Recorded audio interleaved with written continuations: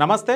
ప్రభుత్వ ఆసుపత్రి సిబ్బంది నిర్లక్ష్యం కారణంగా ఒక వ్యక్తి బతికున్న వ్యక్తి ఒక నైట్ అంతా కూడా మార్చరీలో ఉండాల్సి వచ్చింది. అంటే ఒక మనిషి బ్రతికుండగానే అతను చనిపోయిండని నిర్ధారించి ఆయననైతే తీసుకొని మార్చరీలో పెట్టిండు. అంటే తెల్లారిదాకా మార్చరీలో పెట్టిండు. మరి పొద్దున వాళ్ళు ఎవరైతే క్లీన్ చేస్తారో వాళ్ళు వచ్చి చూసేసరికి ఆ వ్యక్తి నుంచి కదలికలు వచ్చేసరికి ఈ వ్యక్తి బతుకున్నాడని చెప్పేసి పోలీసులకు అయితే సమాచారం ఇచ్చారు.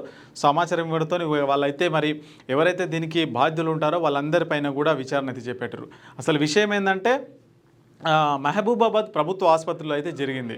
రాజు అనే ఒక వ్యక్తి తన కిడ్నీ సమస్య ఉందని చెప్పేసి చికిత్స చేయించుకోవడానికి ప్రభుత్వ ఆసుపత్రికి అయితే వచ్చిండు. మహబూబాబాద్ ప్రభుత్వ ఆసుపత్రికి అయితే వచ్చిండు. సో అతని వెంట ఎవరు లేరు, ఆయన ఒకడే వచ్చిండు. సో అతని దగ్గర ఆధార్ కార్డు లేదు, ఎట్లాంటి ఎవరు తోడుగా లేరు. సో దగ్గర ఆధార్ కార్డు అటెండర్ అంటే ఎవరైనా వ్యక్తి తోడుగా ఉండాలని చెప్పేసి కూడా డాక్టర్లు అయితే చెప్పారు. సో ఆయన దగ్గర అయితే ఎవరు ఆధార్ కార్డు లేదు, ఆయన బట్టి ఎవరు మనిషి కూడా లేడు. సో వైద్యులు అయితే ఏం చెప్పారు, వైద్యం చేయమని చెప్పారు, అంటే చికిత్స చేయమని చెప్పారు. ఆయనకి కిడ్నీకి సంబంధించిన ఏదో సమస్య ఉందని చెప్పేసి అక్కడికి అయితే వచ్చిండు. అక్కడికి వస్తే వైద్యులు అయితే మరి ఆధార్ కార్డు అదేవిధంగా ఇంకొక వ్యక్తి తోడు లేడని చెప్పేసి కూడా వాళ్ళు వైద్యానికి అయితే నిరాకరించారు. ఆయన 2 రోజుల నుంచి అట్లనే వరండాలో అయితే పడిపోయి ఉన్నాడు. అంటే ఆసుపత్రి ఆవరణ ఉంటుంది కదా బయట, అక్కడైతే పడిపోయిండు. మరి ఇక పడిపోయిన అంటే ఇక ఎవరు ఉండరుగా, తోళ్ళు ఎవరు లేరు కాబట్టి కొద్దిగా పడిపోయి అపస్మారక స్థితిలోకి అయితే వెళ్ళిపోయిండు. సో అక్కడ ఇక వాళ్ళు డాక్టర్లు ఏం చేసారు, ఈయన చనిపోయాడు అని చెప్పేసి ఇక స్ట్రెచర్ నుంచి తీసుకుపోయి మార్చరీ ఉంటుంది కదా, మార్చరీలో పెట్టేసిండ్రు. మార్చరీలో పెట్టేసి ఇక తాళం వేసేసి అయిపోయింది. పొద్దున ఎవరైతే ఇవి హాస్పిటల్ మొత్తం క్లీన్ చేస్తారు కదా, సో వాళ్ళైతే పోయి చూసేసరికి ఆ వ్యక్తి అక్కడ బతికే ఉన్నాడు. అంటే కదులుతున్నాడు, ఏదో కదలికలు కనిపిస్తుంటే వాళ్ళందరూ కూడా పోయి ఏమైందని చూస్తే వ్యక్తి బతికే ఉన్నాడు. సో తీరా వాళ్ళు పోలీసులకు సమాచారం ఇవ్వడంతో మళ్ళీ వచ్చి వాళ్ళైతే మళ్ళీ ఎంక్వైరీ అయితే స్టార్ట్ చేశారు. నిజంగా ఇది దుర్మార్గమైన ఘటన అని చెప్పుకోవాలి. సో ఆ వ్యక్తి ఏమంటున్నాడో ఆ వ్యక్తి మాటల ద్వారా మనమైతే విన్నాం ఒకసారి. సో ఇది ఎక్కడ జరిగిందంటే చిన్నగూడూరు మండలం జయ్యారం అనే గ్రామంలో అయితే జరిగింది. రాజు అనే వ్యక్తి ఆయనకు కిడ్నీ సమస్యతోనైతే హాస్పిటల్ అయితే చేరడం జరిగింది. డబ్బులు లేదు అట్లా అని చెప్పేసి ఇది పోవాలని చెప్పి ఈయన ఆగిపోయి ఈ క్యాంటీన్ కాడ పడుకుంటాను. 3 రోజులు పడుకుంటున్నాను. అయితే నాకు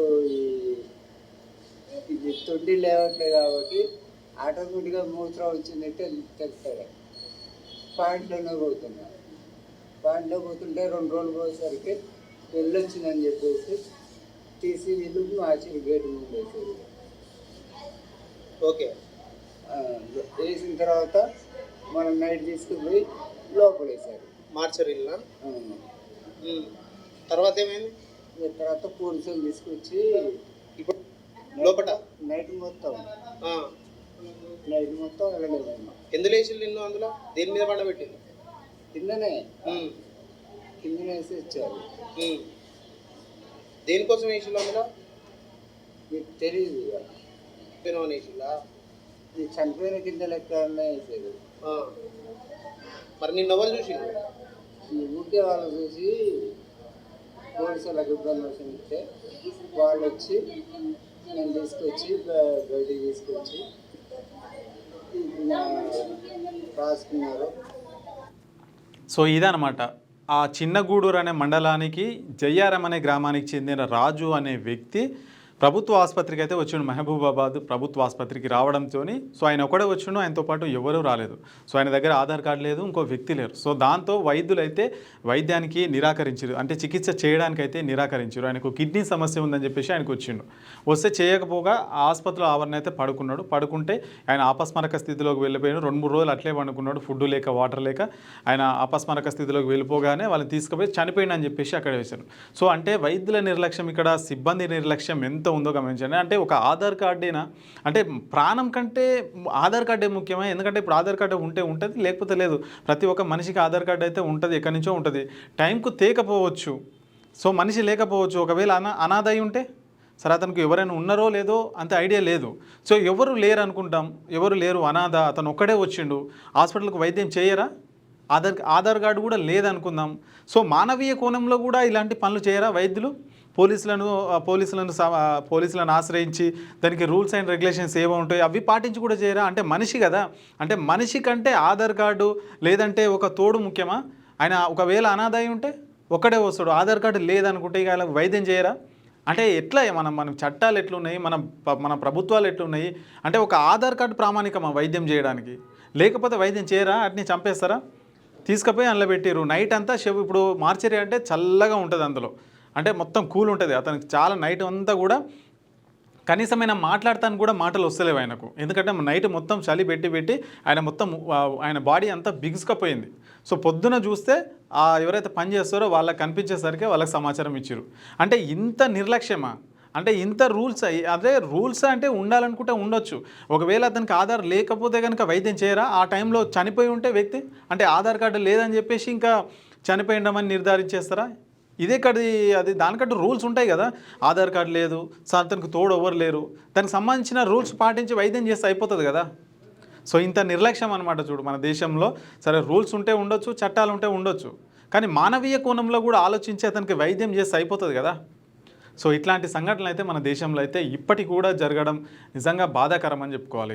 సో ఈ సంఘటన పైన ప్రభుత్వం కూడా ఖచ్చితంగా స్పందించాలి. ఎందుకంటే మరి టైంకు అన్నీ ఉండవు. ఆధార్ కార్డు కానీ ఆ సర్టిఫికేట్ ఈ సర్టిఫికేట్ తీసుకురంటే టైంకి ఉండవు. లేకున్నా కానీ దానికి ఏం లేకున్నా ట్రీట్మెంట్ జరిగేటట్టు ఒక చట్టం తీసుకురావాలి అంతే. అట్లా చట్టం తీసుకొచ్చి చేయాలి. అంతేగాని నువ్వు ఆధార్ కార్డు తీసుకొస్తేనే చేస్తావు, లేకపోతే చేయనంటే ఆ టైంకు మనిషి చచ్చిపోతాడు కదా. చచ్చిపోతే ఎవరు రెస్పాన్సిబిలిటీ ఎవరు? సో ఇట్లాంటి చట్టాలు మనమే కదా సవరించుకోవాల్సింది. ఉంటే రూల్స్ పెట్టుకున్నాము అంతే. మరి ఇప్పుడు ఆధార్ కార్డు లేకపోతే మనిషి ప్రాణం పోతే ప్రాణం పోయినా పర్లేదు, ఆధార్ కార్డు ఖచ్చితంగా కావాల్సిందేనా? మనిషి తోడు ఉండాల్సిందేనా?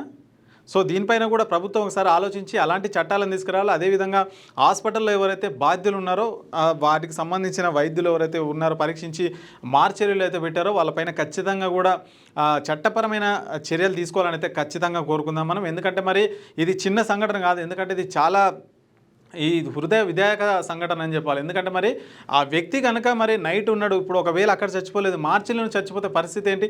మొత్తం చుట్టూ శవాలు ఉంటాయి, అవన్నీ ఉంటాయి, అక్కడ కొద్దిగా స్మెల్ కూడా వస్తూ ఉంటుంది. ఆ వాతావరణంలో ఆయన నైట్ అంతా ఎట్లా గడిపినో నిజంగా ఆయన నరకం చూసి ఉంటాడు ఒక విధంగా. సో దీనిపైన అయితే ప్రభుత్వం ఖచ్చితంగా చర్యలు తీసుకోవాలి. అదేవిధంగా అన్ని సర్టిఫికెట్లు ఉంటేనే వైద్యం చేస్తాం, లేకపోతే లేదు అని చెప్పేసి అలాంటి ఏవైతే చట్టాలు ఉంటాయో అవన్నీ తొలగించి అంటే పక్కకు పెట్టేసి మనం మానవీయ కోణంలో కూడా ఆలోచించాల్సి ఉంటుంది కదా.